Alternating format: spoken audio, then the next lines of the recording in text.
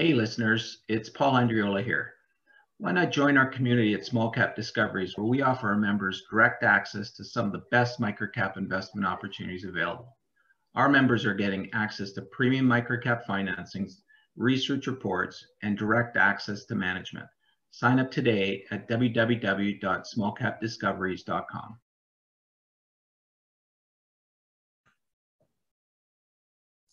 Hi, everyone. Welcome to the Small Cap Discoveries conference call. Today in our call, we have CEO Daniel Russel from Synex. Synex trades on the TSX exchange under the symbol SXI. The company is trading at 29 cents with roughly 39.5 million shares outstanding, or about an $11.5 million market cap. I'd now like to hand it over to Paul Andriola. Hey, great. Thanks, Trevor. Yeah, great to have Daniel with us today. We found out about the company probably a good 6 months or so ago. And we were intrigued by the business partly because it's very asset heavy and involved in energy production, which, a lot of people have been talking about lately. So great little profitable company. So yeah, really happy to have you here, Daniel. Looking forward to hearing as much as we can about Synex International. And listen, I'm going to hand it over to you and just let you roll with it, and then we'll ask you a bunch of questions. Thank you, Paul. Thank you, Trevor. I appreciate the opportunity in this podcast to tell everybody about Synex International. Synex is listed on the TSX Big Board, and before I begin, I will share my screen and give you my disclaimer. There we go. What I'm about to tell you are forward-looking information. I will let you peruse it at your leisure. Anyway, I guess to start with, we pretty much went over our fact sheet in brief, what you've done.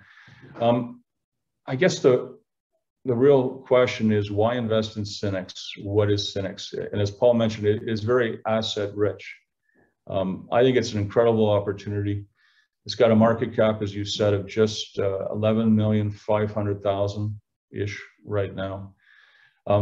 What we operate is we operate 3 run-of-river power plants, which are eco-logo certified. So that means we get carbon credits linked to them as well. We have a historic construction cost of these sites of over $30 million. We also have around 5,000 megawatts of investigative licenses in British Columbia, primarily wind, and there's an investment to date on those of over $40 million. So I think there's a compelling asset-based opportunity here, just from that level. And what I think has happened to Synex is that since 1987, it hasn't done a lot. And in 2019, I took control of the board and put myself in as the president of the company. And I've streamlined and restructured. I've restructured the debt, put on proper financing. I looked at every single invoice that came through the facility and made sure that it was real, how I can lower the cost. And today's Synex is a very lean, pure, clean, renewable power generation on the Toronto Stock Exchange with a great development pipeline. And we have 6 employees, 5.5 to be exact. I think the easiest thing for me to do right now is probably to walk you through some pictures of what we are. Can you see my screen? Or See your the one pager right now is up. Yeah. All right. I have to go to. Sorry, I'm new. I'm tech's challenged at times. This is our website, Synex, synex.com. Our symbol, ticker symbol is SXI, sexy. Obviously, the stock isn't exactly sexy when it's trading at such a low valuation. But the best thing I can do is show you some pictures to show you the value behind this company right now. This is Bar Creek, our latest plant that we've developed in 2012. Original construction cost was $12 million and just under 800,000. Here's some pictures of the location. Here's Mears Creek, shows you the powerhouse, the penstock, and the turbine. Just the sheer investment in these. You could not build these assets today for this this dollar amount. This is Cyprus, another big power plant. Here's our grid utility on the west coast of Vancouver Island. We provide power to 200 households. Original cost was just under $4 million. There's a site of the location. Here's China Creek, which is one of the plants that we developed for and a partial owner. We own 12.5%. Now to walk you through Seabreeze, we have another website for Seabreeze. Seabreeze is a company that we bought the shares in January of this year. It is a pure wind investigative license play. These assets date back from, Seabreeze was once a publicly traded company, and it went private in or around, I believe, 2014. But it has 18 clusters of wind sites with over 50 licenses. Anyway, both these websites are available on the internet. I think the best use of this time right now is for me to hand it over to Paul and Trevor and you, the audience, and answer questions. Thank you. Thank you so much, Daniel. So one of the things that intrigues me about the business is, like you said, you've got a bunch of assets that were built with considerably more money than your current market cap of the company.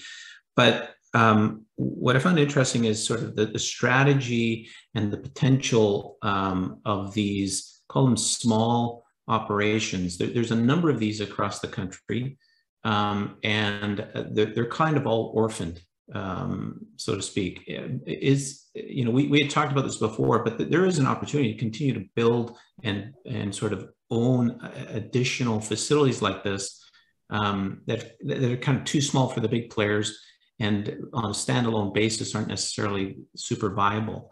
Maybe talk a bit to that. Yeah, I believe that is one of the strategies we're looking at right now, is to acquire some of these soon to be off their power purchase agreement or have ownership structure that wants to retire. There's a significant amount of these that are out there. We're very interested in acquiring. We have a lot of experience in operating. We've been operating remote renewable power plants for over 20 years. I've got the processes and systems down pat. We have the control systems. That is one opportunity. The other one is there's an incredible amount of new technology out, and there's flow through shares. There's a lot of tools the government has come up with, and we're looking at developing some new sites and some new technology. And nothing we can press release yet, but we're looking, and we're confident that we will be able to press release something shortly or soon. Mm-hmm. Maybe let's take a sort of a step back and talk a bit more about the industry. Certainly in Western Canada, there's been a lot of talk about the Site C Dam and some of these big, massive projects that could be pretty damaging ecologically or environmentally. What's the lay of the land right now in terms of some of these smaller projects, and how is the government either incentivizing or what's sort of the lay of the land for these type of projects right now? Well, right now in BC, the standing offer has been canceled. Some of this is political. Some of this is in my opinion, short-sightedness. They're looking at where our industry needs where the need for power and the demand for power have been in the past. They're not forward-thinking. The facts is that the world is changing. We want to be greener. We want to be cleaner. We want to be more socially responsible. And these mega sites do a lot of damage, and they run over budget all the time. You look at Muskrat Falls. You look at Churchill Falls. Site C, why is it going to be any different? It's already over budget now. They've announced it 2 or 3 times. But where the opportunity lies is the report that was launched by Pembina last week shows that even with Site C, there's going to be a 13 to 34% shortfall in power provided to the grid, but by 2030. So even with that, people are not factoring in that the future is going to be electrification of our systems. We're going to get away from fossil fuel. And how are we going to do that if we don't have power plants that are green and clean and renewable? And there's a niche there to be a player in the independent power, and technology is changing. Do I think that hydro is the answer? Hydro is one of the answers. I think it's a bundle of different sources that will be the future. And one of the things we have to factor in is solar and wind. They're only getting cheaper. And wind 20 years ago was not economic. Today on its own, I guess some of the recent power purchase agreements signed in Alberta were at 3.5 cents, I believe it was. So that just shows you, and Site C, what are they? Wasn't it 10 cents a kilowatt hour is what they didn't have to sell that power at? Anyway, I don't want to get political here, but I put my foot in my mouth. Sorry. But politics, yeah. When you mix business and politics, sometimes things just don't make sense. Why don't we give us a bit better sense? You've mentioned the term power purchase agreement. Maybe give everybody an understanding of what that really is. I mean, you've got long-term agreements in place that you sell your electricity into. Yeah, the first thing is that we're on Vancouver Island, and right now Vancouver Island is a net importer of power. So we stand to have our licenses renewed just for that simple fact. The second one is that we're the greenest of the green. We get carbon credits with our power. It's run a river. And a power purchase agreement, we sell our power to BC Hydro. We don't have to, but we have long-term agreements, and the unique thing about our agreements is that they're escalating, and that they increase at half the rate of inflation every year. Did you want me to elaborate more, or? Well, I mean, up to you. I know, like the assets that we know of, they're pretty. I mean, there's not very much capital requirements to sort of keep these in shape, and there's not really much in terms of operations. So any sort of increase almost goes to the bottom line. Is that not correct? Yes, they do. And our oldest power plant was commissioned in 2004. And to give you an idea, one of my other companies is working on a power plant in Ontario that was commissioned in 1915, and it's still operating. It's called Suratum-Beck. Wow. And probably amortized over 20 years, but you know, lifespan of over 100 years. Yeah, we amortize our power plants over their initial power purchase agreement. So there's always going to be maintenance costs and Sure. that, but they're not significant. Why don't we let's talk a bit about you. This isn't you're not brand new to this industry. Maybe explain sort of your other business and how you really got into, you know, wrapping your hands around Synex. Okay.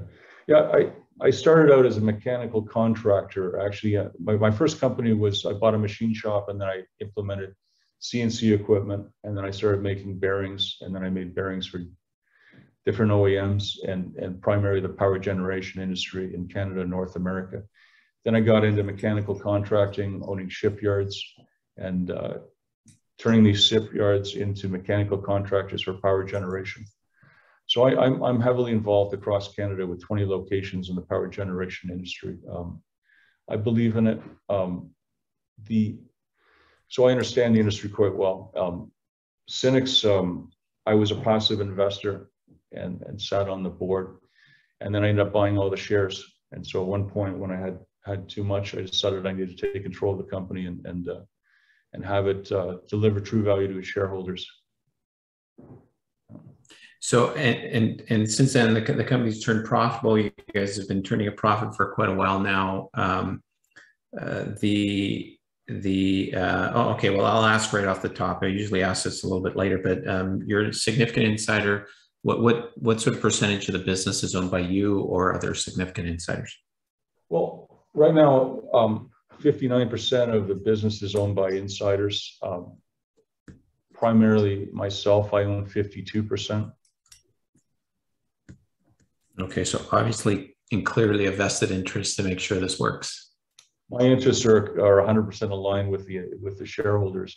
And in a perfect world, when the share price goes up, we can issue more shares and develop more projects and dilute myself to a reasonable level, because to be a public company should not have a shareholder with such great control at this point. So I understand. Yeah, and if I'm not mistaken, I mean, almost most, if not all, of your shares have been purchased through the market. Like you've not been gifted shares. There's nothing like that. These are all sort of hard dollar cost shares. Is that correct? Yes. Yeah. No one has gifted me anything. Okay, gotcha. Why don't we talk about a little bit more about Seabreeze? So this is a project, is a wind project. You had mentioned earlier that $40 million has been spent in the past to get it to sort of where it is now. What do you see going forward for this project? What would you like to have happen here? Well, we alluded to one announcement and of one of the sites being used for hydrogen production, and we're hopefully that we can conclude a deal and publicize that, but it's not to the point where it's hasn't materialized yet. But that right now there's BC Hydro is not issuing any more standing offers for power, and so the only other thing is to find a heavy user of that power. And I've looked into the Bitcoin, I've looked in the hydrogen, and I'm waiting for potentially a community or wheeling it around BC. So there's lots of potential right now for these wind assets to be eventually. In my opinion, it's not a matter of if, it's a matter of when they get developed, because in North America, we need this power, and our grids are only going to become more international, more efficient.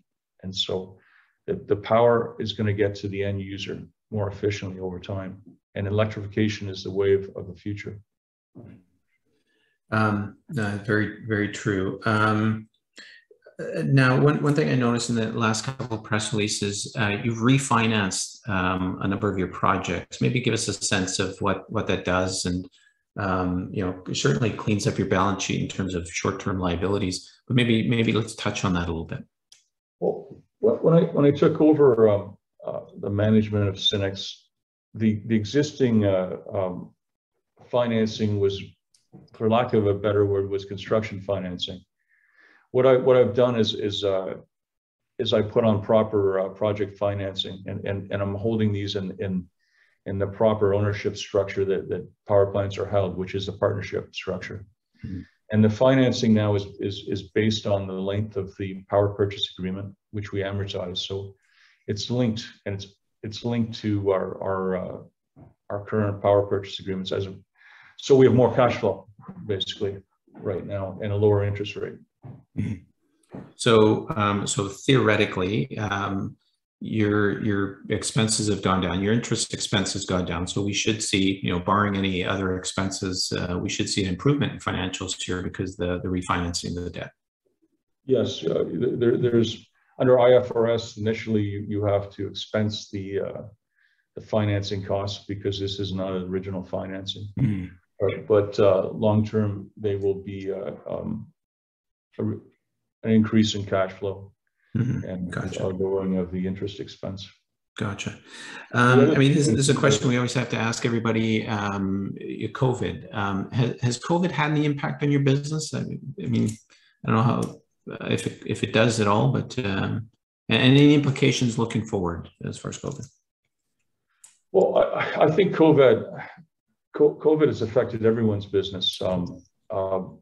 people are working remotely, and with that, no one was going into our office. So it allowed me the opportunity to further streamline my business. We no longer have an office.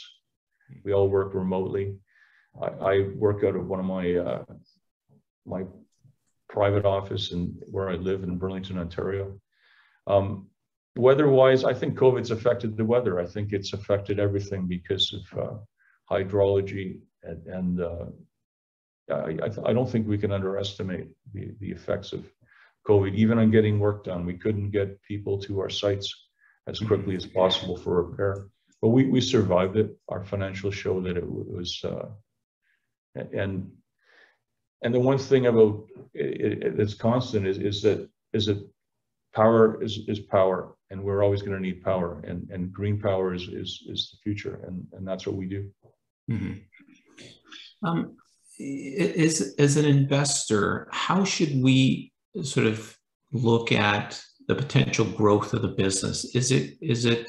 Should we be looking for M&A opportunities? Should we be looking at, a project like Seabreeze getting up and running, or where should an investor look to your business for growth? Well, I think the next big thing is that, and the federal budget that they just released, where they're allowing flow-through shares for renewable power plant projects. So that will mean that I can issue new shares, and they will have the tax advantages of flowing through. So in theory, there was one that was, I don't want to mention the company, but they issued new shares at 50% more than what the stock was trading at, because there was a flow through share opportunity. So I think there's the opportunity to raise money at a higher price, which can only improve the company, the overall share price and everything else. So I think a flow through opportunity now is going to be huge. And where would you use that capital right now? If you had a big infusion of cash, what would you do with it? Well, I would look at further developing some of my wind sites, which are competitive right now. It's just a matter of everything in our industry moves very slowly. Like Site C was something that people were talking about 15 years ago and still hasn't been built. So these big projects are not fast moving, but there is small, medium-sized opportunities to redevelop and to that. There's a lot of solar out there. There's smaller wind projects. Yeah, there's I think there's. Being a public company, I've got to be careful what I say and how I say it. Yeah. No, I guess it's just the direction more than anything that's going on. Just the idea. Like I said, we spoke about the M&A opportunities. We spoke a little bit about some of the sort of projects you have at hand right now. I'm interested to know where you think the best allocation of capital is in this sort of industry right now. Well, I think furthering along and making our 5,000 megawatts of licenses more shovel ready is the best use of our funds. So when the economics hit and the demand's there, that we're first out of the gate, because are we the only ones that have these development sites? Definitely not. But what we can do is we can get them shovel ready. And that's where I'm going to focus the funds. But if while at the same time look at opportunities. If something happens, I want to seize it right away. I don't exactly have we're a very lean and nimble company, so we can respond very quickly. Why don't we talk a bit about your board, the other team members? I know of at least one individual that was brought on recently. It comes with quite the resume, but maybe just talk a little bit about who the rest of the significant players are. There's Paul. There's Tanya DeAngelis, who's the chair. She's been on the board prior to my board takeover. She actually happens to be my wife. She's also my legal counsel for my group of companies. So she holds several law degrees. She's quite adept, and she's got a passion for, that's the one thing, I have a passion for this business, and so does my wife, and I have 2 daughters, and so that's part of our mission statement as well. We want to see this become the premier development company on the TSX for small, medium-sized projects, and champion a woman-led chair of a board. So the other members is Paul O'Sullivan, who's been on the Synex board from prior to my existence. So he has a lot of history there, and he lives on Vancouver Island. So, and he's passionate about the industry, and he has a solid background in publicly traded companies and the industry. There's Adarsh Mehta, and she's the former president of the Wind Association of Canada, I believe. And so she is an excellent resource on the board, and she believes in the industry. And then there's Richard McGivern, who is a manager and runs large projects in the power generation industry for Shearspan. And so he has the construction expertise in our industry, and it brings some depth. And then there's myself. Gotcha. When we go a little bit back to the numbers right now, I think off the top of my head, you guys do about $1 million a quarter. Give me a sense of, can you grow that revenue from what your current sort of operating assets are now, or how do we view your current revenue in terms of potential growth down the road? Well, the power generation assets under the power purchase agreement will grow at half the inflation rate. That's what our rate increases. So there's a small natural growth. Hopefully not too much, because I don't like a lot of inflation either. But there's that. Then there's what I've been working on is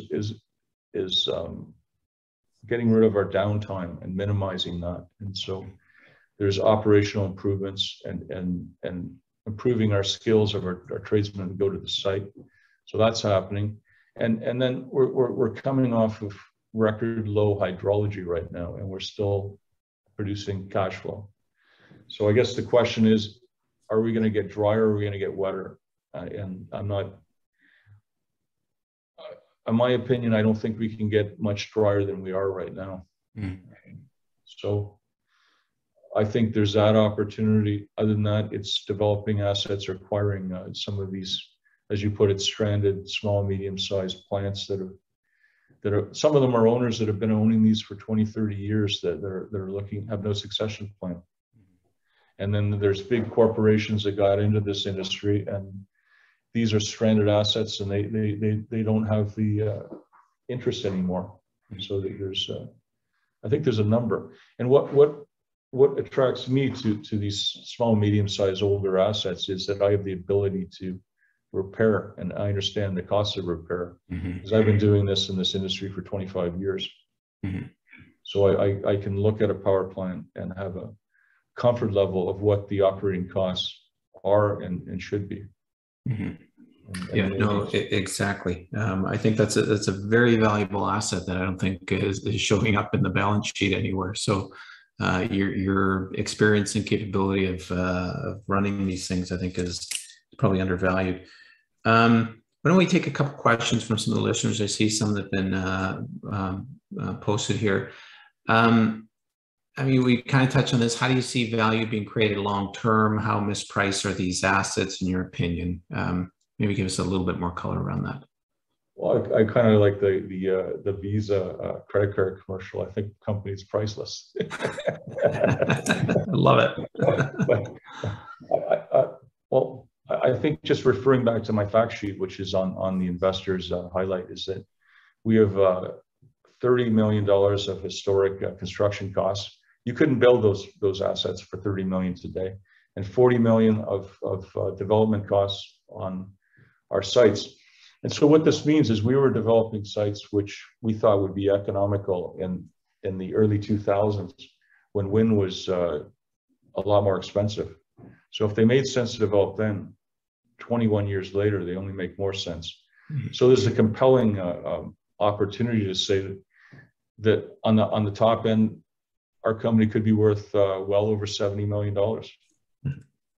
Because what people, there's companies trading on the stock market don't even have any active assets that are producing money, producing cash flow, and they're, some of them, we have 5,000 megawatts of development sites. To put that in perspective, develop that would be over $5 billion of development pipeline. It's pretty significant. Yeah, I guess the bottom line is I don't think it can get any lower than it is right now. And the upside is how quickly can we develop our pipeline of sites. The existing operations are going to probably, they're not going to, there's going to be nothing significant. I believe I can get some efficiencies out of them and a little bit more cash flow, but it's all, people have to look at these assets and say, do I believe that these assets will be developed and win? And it's you got to look at technology, and you looked at it, adaptation and where we're going. We're going to gasification, we're going to electrification, and we want green hydrogen. We don't want blue hydrogen, and so the technology. You look at a computer, and we'll look back. The first industrial revolution was 150 years, and then we went through a revolution with our smartphones in 1.5 years. So things are only, technology is only picking up and improving, and I have confidence that green hydrogen and wind is only going to get cheaper, and we're going to want more electrification of our systems. So, yeah, clearly, I mean, demand for energy is not going to go down. I completely agree. Another question here, do these run-of-river operations still affect the environment, i.e. salmon runs, etc.? Well, we to say no would be hypocritical. Of course, anything on any natural ecosystem is going to affect it. But the fact is, these are eco-logo, which means they've green credits associated with them, so they're the greenest of the green.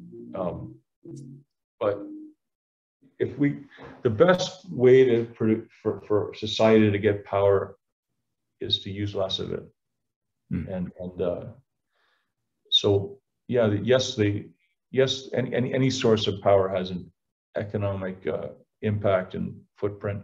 I mean, environmental footprint, carbon footprint, but this is very little. Yeah. No, and they've been very sort of scrutinized over years. So I think that that's sort of been proven out. How many run-of-river operations are there in Canada? Do you know? There would be in the hundreds to the thousands. Wow. Because they're this was the first source of power. Westinghouse created a tourist site at Niagara Falls back at the turn of the century with one, and then it went from there. So Canada was one of the leaders in this industry. Gotcha. And I imagine all different sizes, right? Well, historically they've been in the 10 megawatt site, and then as construction techniques improved, they made them bigger, and then there was an ethos that everything had to be bigger to be better. And it's still that way, but is that going to change the pendulum? I think so. I think people are putting microgrids on their house with these solar systems, and then you have batteries from cars that can be used when they're not operating to be connected to the grid, so that the grid is more stronger. Yeah, there's some amazing innovations and technologies that are coming out in this space. I'm quite amazed at some of the stuff. listen, what are your biggest challenges right now? What sort of keeps you up at night as far as this business? A stock that's trading at 29 cents a share. The fact that there's that, but it's my passion to see this bill for the right reasons. This is a social capitalism at its best. Mm-hmm. is to do something that's good for the environment and make money off of it. Mm-hmm. And I am looking to develop our 5,000 megawatts of sites. I want to push those forward. I've been looking at new technologies, some interesting. There's some interesting technology out there that's not really. Everybody's going. It's like Wayne Gretzky said. He went to where the puck is going to be, not where it was. Mm-hmm. And right now, everybody's looking at these things, looking at where things were, not where things are going to be. And there's some really interesting technology out there, and that I'm looking at ways to produce power and that. And it's not, the technology is growing so fast that I'm quite excited about trying to commercialize some of these areas. And yeah, it's for people that want to study a field. This is one of the it's a growing and interesting field. Mm-hmm. So clearly, I mean, a higher share price or easier access to capital really could unleash significant sort of advancements in some of the stuff you're working on. Is that sort of the message here? Yeah, I'm already in some of my other business. I'm already involved with some of this exploratory work, and it's quite intriguing. Like, we've made positive power off of turning human waste into solid and burning it, and there's motion technology out there. There's wave technology. There's taking deep cool technology from taking water from the middle of Lake Ontario and using it to air condition Toronto, like that one firm did called OnWave. Mm-hmm. And Brookfield just sold that company for I believe it was $4 billion to the Ontario Teachers Pension Fund. Wow. And that was developed by a bunch of engineers, and that was technology from Mackay in Hawaii, and I'm in talks with those guys. I'd like to see some of those deep cool district cooling systems put into North America. It would work in Victoria, it would work in Vancouver, it worked in Toronto. If that can work when air conditioning is not used, it's not exactly warm in Toronto all year round. And the fact that there, yeah, I'm interested naturally in this field, and I'm confident that there's some new technology will prevail, and I will work on trying to commercialize it. Mm-hmm. Gotcha. Daniel, we'll take one more question from the chat, and then we'll sort of start to wrap up here. Are there reliability issues with the energy produced by run-of-river projects due to low water flow in hot, dry summers like this one? Yeah, it's called freshet, and there's no question that run-of-river is in the summer when we need power. It's a tool in the toolbox for power. Can it solve it? But it's not. You still need a battery and a constant type of power, whether it's from a battery or from a dam. They're not. The summer months are very dry, and there's very little power produced in July and August. Mm-hmm. Gotcha. Okay, so this is sort of one of the questions I always ask near the end, but where do you see Synex in the next 5 years? What would you like to see 5 years from now, the company looking like?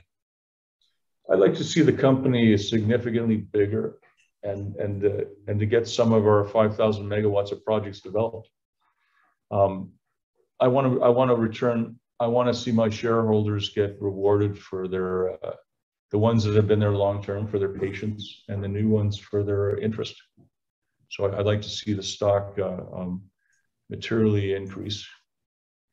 and use that as a catalyst to do more social capitalism, more of these green environmental projects that they can make money off.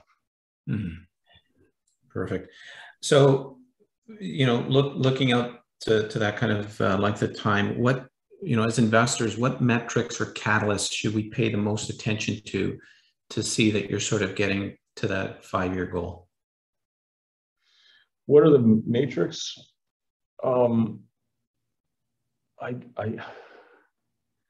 Because of the length of time for these projects, I think it would be looking at technology, looking at the viability and increased attractiveness of our development sites would be the best way to value this company.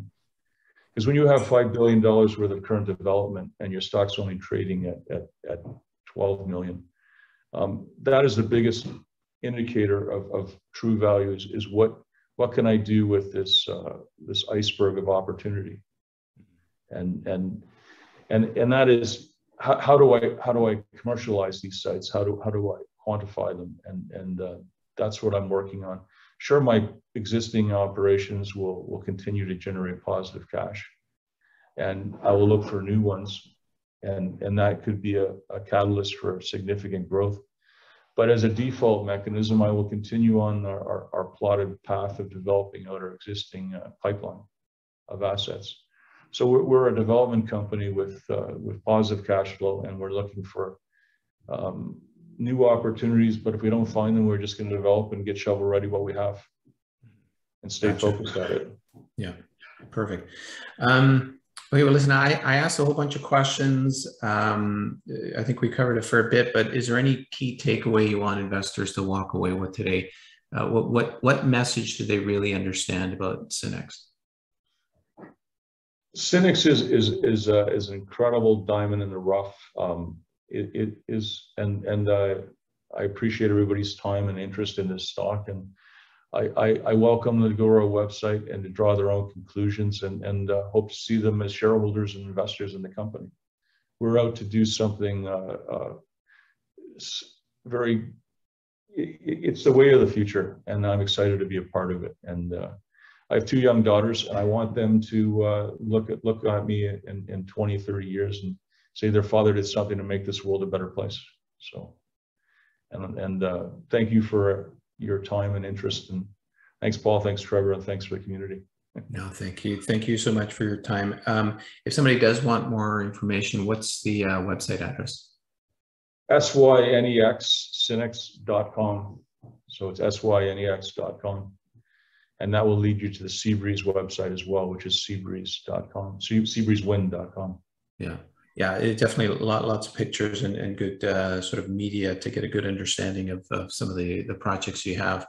This has been great, Daniel. Thank you so much for joining us today. Synex, you know, a company, the way I look at it is, you know, asset rich, opportunity rich, profitable company, being stewarded by someone who's very passionate about the industry and the opportunity here. So I want to wish you guys, you know, success in your endeavors here, and hopefully we can catch up with you after some other major milestones down the road here. Well, thank you, Paul. Thank you, Trevor, and the community. Thanks so much.